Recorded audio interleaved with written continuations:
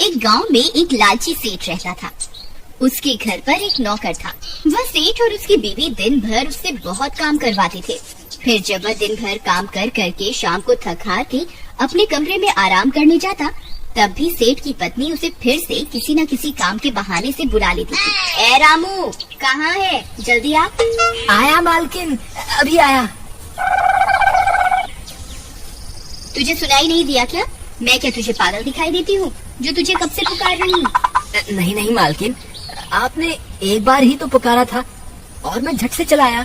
कल सुबह मेरा भाई शहर से आ रहा है। तू अभी के अभी जा और पास के गांव के मशहूर दुकान श्यामलाल मिठाई वाले से मिठाई लेकर आ। मेरे भाई को मिठाइयाँ बहुत पसंद है। लेकिन मालकिन, अभी तो शाम हो गई है। अगर मैं इस वक्त पास के गांव में गया तो मुझे वापस लौटने में आधी रात हो जाएगी, और आधी रात को जंगल के रास्ते वापस आना खतरे से खाली नहीं होगा। अगर आप कहे तो मैं कल सुबह चला जाऊं। नहीं, अगर तुम कल सुबह गए तो शाम तक लौट पाओगे। जब तक तो मेरा भाई वापस अपने शहर लौट जाएगा, तुम्हें अभी के अभी निकलना होगा। मालकिन, थोड़ी दया करो, मुझे इस वक्त जंगल में मत भेजो। मैंने सुना है उस जंगल में भूत प्रेतों का डेरा है। अगर कोई भूत मेरे से चिपक गया तो मेरा क्या होगा? मालकिन, दया करो, मुझ पर थोड़ा तो तरस खाओ। लगता है तुझे मेरी बात समझ में नहीं आई। अभी के अभी जाता है या इन्हें बुलाऊं? ये अभी के अभी तेरी छुट्टी कर देंगे। नहीं मालकिन, ऐसा मत कहिए। अगर आपने मुझे नौकरी से निकाल दिया तो मैं कहाँ जाऊँगा? आप मालिक को मत बुलाइए, मैं चाहता हूँ मिठाई लेने। फिर वह बेचारा रामू डरता डरता जंगल के रास्ते दूसरे गांव मिठाई लेने चल पड़ता है। हे भगवान, अभी तो रात नहीं हुई, मैं किसी तरह दूसरे गांव तो पहुंच जाऊंगा, लेकिन वापस लौटते वक्त कृपा करके मेरी मदद करना।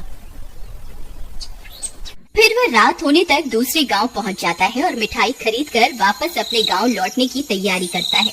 हे भगवान, अब तो रात के 12 बज गए हैं। अब क्या करूं? अगर सुबह होने से पहले घर नहीं पहुंचा तो मालकिन नौकरी से निकाल देगी।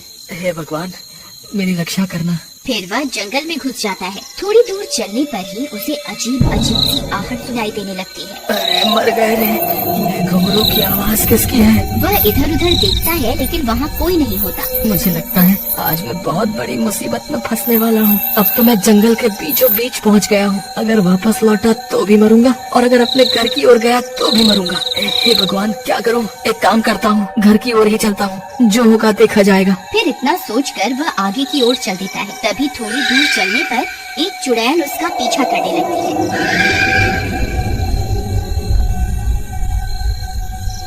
रामू पलट कर देखता है और हैरान रह जाता है।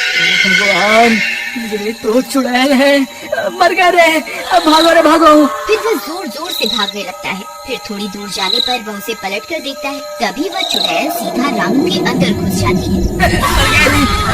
ये मुझे क्या हो रहा है? अरे मर गए रे।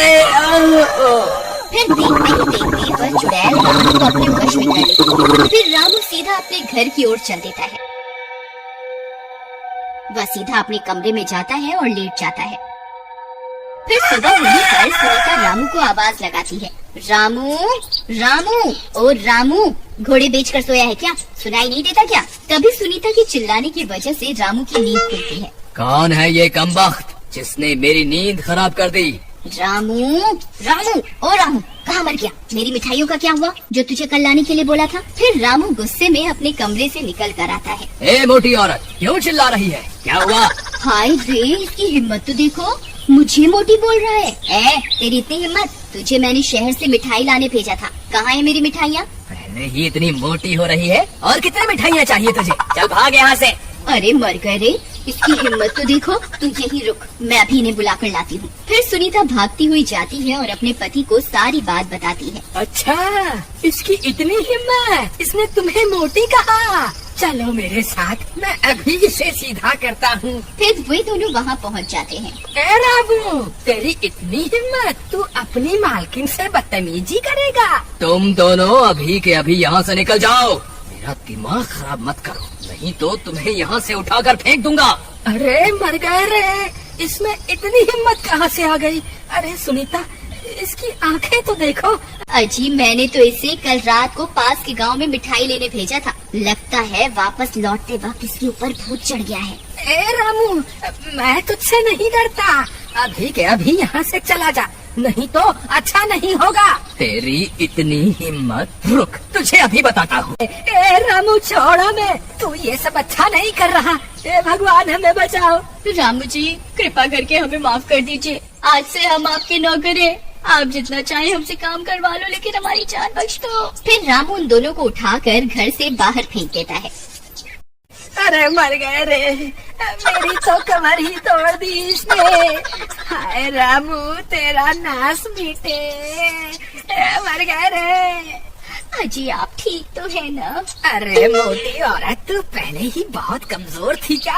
तो तुझे आधी रात को मिठाइयाँ खाने की जरूरत पड़ी? क्या जरूरत थी रामू को आधी रात को जंगल भेजने की?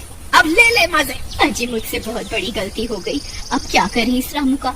इसने तो हमें घर से बाहर ही निकाल दिया, अब हम कहाँ जाएं? अब तो सिर्फ साधु महाराज ही हमारी मदद कर सकते हैं। चलो हम अभी उनके पास चलते हैं। फिर वे दोनों साधु महाराज के पास जाते हैं। हे साधु महाराज, हम बहुत बड़ी मुश्किल में फंस गए हैं, कृपा करके हमारी मदद कीजिए। क्या हुआ? तुम दोनों इतने घबराए हुए क्यों हो? हे साधु महाराज, इस मूर्ख औरत ने हमारे नौकर को आधी रात को जंगल में भेज दिया था। अब उसके ऊपर चुड़ैल का साया आ गया है। उसने हम दोनों को घर से भी निकाल दिया है। कृपा करके हमारी मदद कीजिए, हमें कोई रास्ता दिखाइए कि अब हम क्या करें। तुम्हें आधी रात को उसी जंगल में जाना होगा, वहीं तुम्हें इस समस्या का समाधान मिलेगा। अजी मुझे तो लगता है ये बाबा सठिया गया है जो हमें आधी रात को जंगल में भेज रहा है। बाबा, लेकिन अगर हम आधी रात को जंगल गए तो हम भी अपने नौकर रामू जैसे बन जाएंगे। जंगल का भूत हमें नहीं छोड़ेगा। आखिरकार आप हमें जंगल क्यों जाने के लिए बोल रहे हैं? इस जंगल में दो भूतों का जोड़ा वास करता है। एक चुड़ैल तुम्हारे घर पर है और दूसरा उसका साथी है जो अब भी जंगल में ही है। तुम्हें जंगल जाकर उसे ढूंढना होगा, वही तुम्हारी मदद कर सकता है। ठीक है साधु महाराज, जैसे आपकी आज्ञा। फिर वे दोनों जंगल की ओर चल देते हैं। कुछ ही देर में वे दोनों घने जंगल में पहुंच जाते हैं। भूत जी आप कहाँ हैं? हम आपकी ही तलाश में यहाँ आए हैं, कृपा करके हमें दर्शन दीजिए। अजी ये एक आदमी का भूत है, ये आपकी आवाज सुनकर नहीं आने वाला। मैं कोशिश करके देखती हूँ। राजा जी, राजा जी आप कहाँ हैं? देखो मैं यहाँ आपका कब से इंतजार कर रही हूँ, जल्दी आइए ना। और कितना इंतजार करवाएंगे? क्यों रे, तेरा नाश मीटे मोटी औरत, इतने प्यार से मुझे तो कभी नहीं पुकारा तूने है? भूत जी आप किसी गलत फहमी में मत रहना, ये कोई सुंदर औरत नहीं है, बस मीठी मीठी आवाज निकाल कर आपको बुला रही है। असलियत तो कुछ और ही है। तो ठीक है, फिर मैं जा रही हूँ, आप खुद ही पुकार लो उस भूत को, मैं तो चली वापस। अरे भगवान, तुम नाराज क्यों होती हो? मैं तो मजाक कर रहा था। मुझे इस जंगल में अकेला छोड़कर मत जाओ, मैं आगे से तुम्हारा मजाक नहीं उड़ाऊंगा।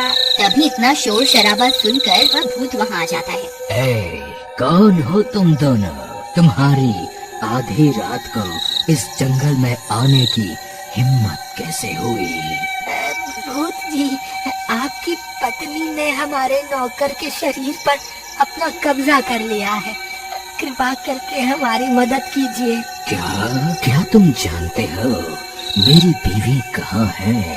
जी हुजूर, वो हमारे घर पे ही है, कृपा करके हमारे साथ चलिए और अपनी पत्नी को वापस जंगल ले आइए अपने साथ। मैं कब से अपनी पत्नी को ढूंढ रहा था, चलो मुझे अभी उसके पास लेकर चलो। कुछ ही देर में वे लोग घर पहुंच जाते हैं।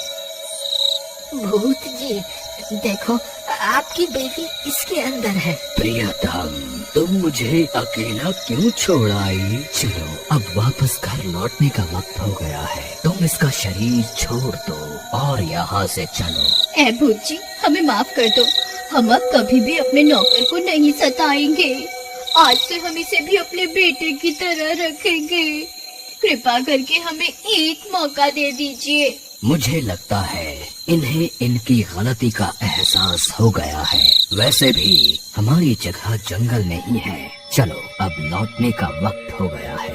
ठीक है, जैसा आप कहें। फिर वह चुड़ैल रामू का शरीर छोड़ देती है और वे दोनों वापस जंगल चले जाते हैं। फिर सेठ और उसकी पत्नी रामू से भी माफी मांगते हैं और हंसी खुशी रहने लगते हैं।